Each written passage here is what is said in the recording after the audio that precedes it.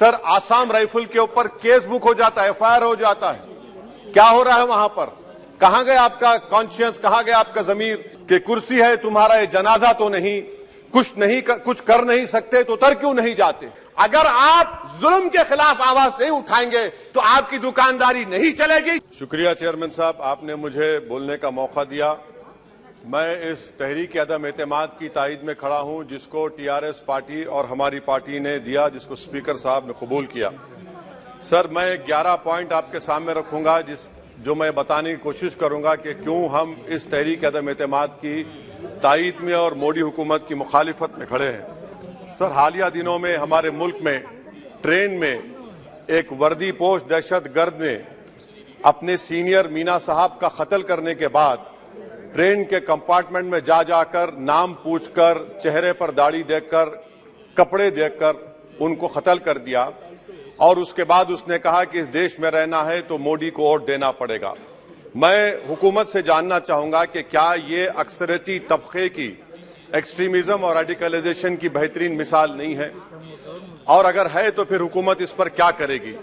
Sir हमारे आइन में, संविधान में लिबर्टी ऑफ कॉन्शियस को लिखा गया तमहीद में, यानी जमीर की आजादी का जिक्र किया गया है।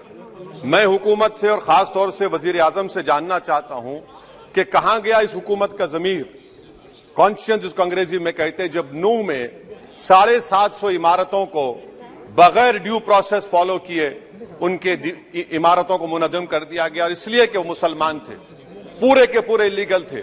इसीलिए पंजाब की हाईकोर्ट और हरियाणा की हाईकोर्ट ने कहा कि ये एथनिक क्लेंसिंग है। इसकी एक बेहतरीन मिसाल है उस हुकूमत की। तीसरी है कि इस मुल्क में एक नफरत का माहौल, बल्कि एक आतिश को पैदा कर दिया गया, मुसलमानों के खिलाफ नफरत का माहौल। ये 9 साल का इनका ये कारनामा है। तीसरा सर मणिपुर के ताल्लुक से कल बड़ा लंबा जवाब वजीर दाखिला ने दिया। सर आसाम राइफल के ऊपर केस बुक हो जाता है, एफआईआर हो जाता है। क्या हो रहा है वहां पर? कहां गया आपका कॉन्शियस, कहां गया आपका जमीर जब वहां की महिलाओं की अस्मत रेजी की जा रही है? और आप मुख्यमंत्री को नहीं हटाना चाहते इसलिए क्योंकि वो कोऑपरेट कर रहा है। सर मैं हरियाणा और मणिपुर के वजीर आला के लिए किसी शायर ने अच्छा कहा था कि कुर्सी है तुम्हारा ये जनाजा तो नहीं, कुछ कर नहीं सकते तो उतर क्यों नहीं जाते? आखिर कहां गया? उन ताबूतों में खो गया कि आपका कॉन्शियस, आपका जमीर, जहां पर 50,000 लोग बेघर हो गए, यानी 6 लाख हथियारों को लूटा जा रहा है। आखिर कौन सा आप इंचार्ज वहां पर हैं? सर 14 पॉइंट हिजाब को एक मसला बना दिया गया और मुस्लिम बच्चों को तालीम से महरूम कर दिया गया। क्या ये आपका लिबर्टी ऑफ कॉन्शियंस है? कहां गया आपका जमीर? सर अभी आपने फाइनेंस मिनिस्टर साहबा ने कहा, यहां पर डीएमके के मोहतरमा कनीमोजी ने महाभारत के द्रौपदी का जिक्र किया। मैं ये पूछना चाहता हूं, बिल्किस बानो इस देश की बेटी है या नहीं? जिस बिल्किस बानो को 11 लोगों ने रेप किया, प्रेग्नेंट थी, उसकी मां का रेप किया, उसकी बेटी को कत्ल कर दिया, उसकी मां का कत्ल कर दिया, आपने कातिलों को रिहा कर दिया। यह आपका कॉन्शियंस है? यह आपका कॉन्शियंस है? आप तो मेजोरिटेरियन पॉलिटिक्स को फरोग दे रहे हैं। सर आज चाइना के ऊपर कोई नहीं बोलते हैं। प्रधानमंत्री मोदी ने उस वक्त 2013 में जब प्रधानमंत्री नहीं थे कहा था कि समस्या बॉर्डर पर नहीं दिल्ली में है। अगर हम अपनी जमीन पर हैं तो डिसएंगेजमेंट क्यों कर रहे हैं? क्या आज चीन हमारी जमीन पर नहीं बैठा है?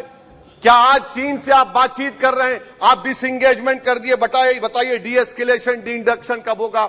मैं आपके जरिए से हुकूमत को बता रहा हूं कि अगर प्रधानमंत्री ने अहमदाबाद में शी जिनपिंग को बुलाकर झूला झुलाया था, क्या हुआ? क्या नतीजा निकला उसका? चेन्नई दिखाया, क्या नतीजा निकला? सर इसलिए चीन पर बोलिए, चीन को उखाड़ कर फेंकिए। सर और एक पॉइंट जिस पर मैं मुखालिफ तायद में खड़ा हूं, हाई इन्फ्लेशन है इस मुल्क में, हाई अनएम्प्लॉयमेंट है, स्टैग्नेटिंग कंजम्पशन है। इसकी वजह से महिलाओं में हाई एनीमिया लीड कर रहा है। ये हुकूमत इसकी जिम्मेदार है। सर कुलभूषण जाधव कहां है? पाकिस्तान में बैठा है, आप क्यों नहीं लेके आते? आप विश्वगुरु कहते हैं, कुलभूषण जाधव को भूल गए आप। कतर में 8 नेवी ऑफिसर 1 साल से जेल में हैं, आप नहीं ला सके उनको। सर और एक चीज, 1991 का प्लेसेस ऑफ वर्शिप एक्ट इस ऐवान में पास किया गया था कि तारीख के जख्मों को नहीं खुरेदा जाएगा। आप खुरोद रहे हैं उनको। मैं आपको इंतबाह दे रहा हूं, वार्न कर रहा हूं, इस मुल्क को 90 के दहे में मत लेकर जाइए। 91 का एक्ट सुप्रीम कोर्ट में जवाब दीजिए कि आपकी हुकूमत 91 प्लेस ओवरशिप एक्ट की कायम है, उस पर कायम रहेगी। यूसीसी सर, इस यूसीसी का फॉर्मूला क्या है? एक मुल्क में एक मजहब, एक कल्चर, एक जबान। ये तो डिक्टेटरों का फॉर्मूला है। भारत एक गुलदस्ता है, भारत एक मोजाइक है। यहाँ पर बेशुमार जबानें, बेशुमार मज़ाहिब बोले जाते हैं और हिंदू अनडिवाइडेड फैमिली में sir I am concluding 8 crore 75 Hindu खानदानों को 3,800 करोड़ डिडक्शन मिला। इसके बारे में आप क्या कहेंगे सर? और मैं कंक्लूड करने से पहले आपको बताना चाह रहा हूं कि माइनॉरिटी वेलफेयर का बजट 40% कम कर दिया गया। पढ़ो प्रदेश, प्री मैट्रिक स्कॉलरशिप कम कर दी गई, मौलाना आजाद फाउंडेशन खत्म कर दिया गया फेलोशिप, और इसकी वजह से 1,80,000 मुसलमान हायर एजुकेशन में गायब हो चुके हैं। सर, मैं इख्तिताम में कह रहा हूं कि पसमानदा मुसलमान से प्रधानमंत्री को बड़ी मोहब्बत है। ये कौन सी आपकी मोहब्बत है पसमानदा, जो आपका एक मुसलमान मिनिस्टर नहीं है वहां पर?